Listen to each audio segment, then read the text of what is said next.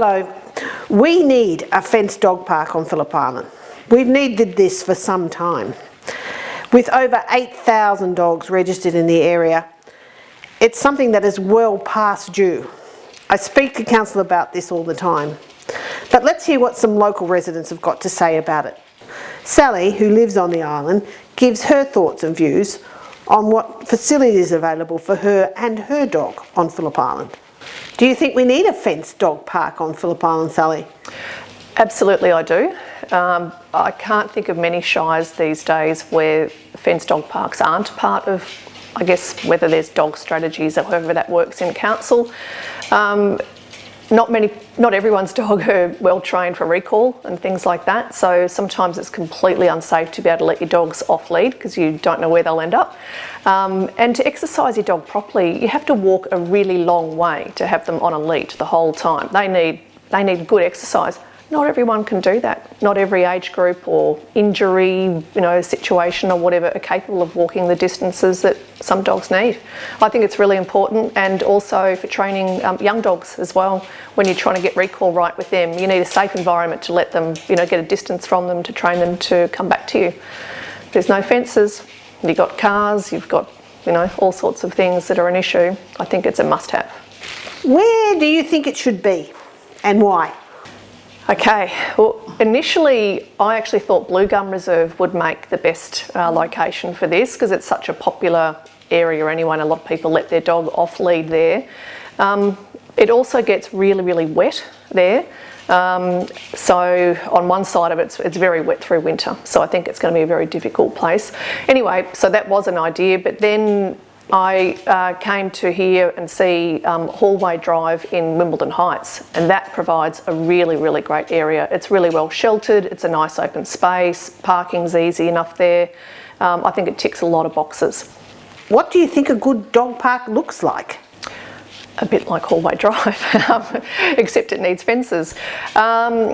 I think a good dog park needs trees for shelter, and it also provides lots of input for the dogs to be able to sniff and engage with things at. I think a few like obstacle things, sort of not like a serious agility course, but a few apparatus that the dogs can jump and play on, whether it's a tunnel to run through, seesaw to roll, jump over or walk up and over, that'd be great.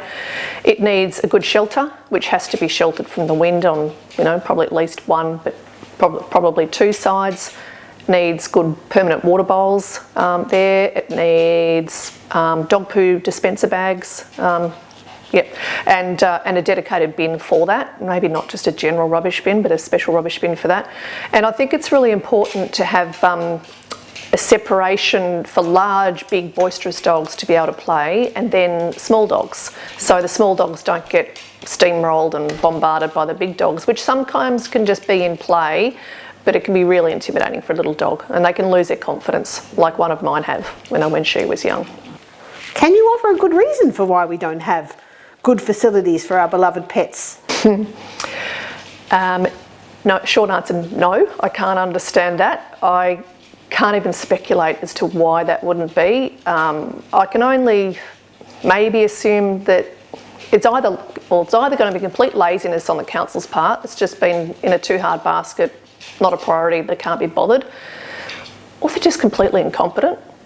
Actually, or maybe they're just ignorant to what the community really needs and maybe not interested. But it's not just about the community and residents that live here. It's about the hundreds of thousands of tourists that come here every year, and people love to travel with their dogs more and more these days. One, because kennels are really hard to get into and really expensive. Getting dog sitters, whatever. It's easy to take your dogs away now. A lot of houses are quite, Airbnb and whatever owners are quite happy to accept pets, and so people need a safe off-lead area to walk them, which isn't always the beach. Because my dogs are both semi-long haired, and I don't want them to get wet and full of sand and seaweed every time I take them for a walk. They love it, but then I have to wash them and dry them when they come back home. So I just want a place I can take them to where I can just chuck them back in the car and take them home and not have to do all that. Apart from exercising our dogs, what do you think are the benefits of dog parks and open spaces?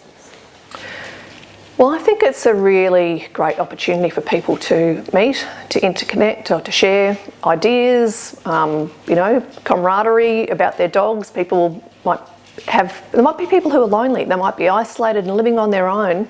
Their one walk a day or 2 walks a day with their dog, apart from going to the shops, that might only be their only social interaction.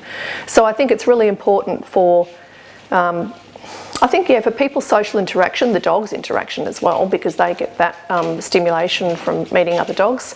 But I think it's also great for people to share ideas. They might get talking about a dog and then something comes up about a health thing and it's like, oh yeah, my dog's got that, and oh, do you know about this thing? It's just a really good opportunity for people to share and get to know each other and maybe forge friendships, like I know that we certainly have through the community that I'm part of with my dog.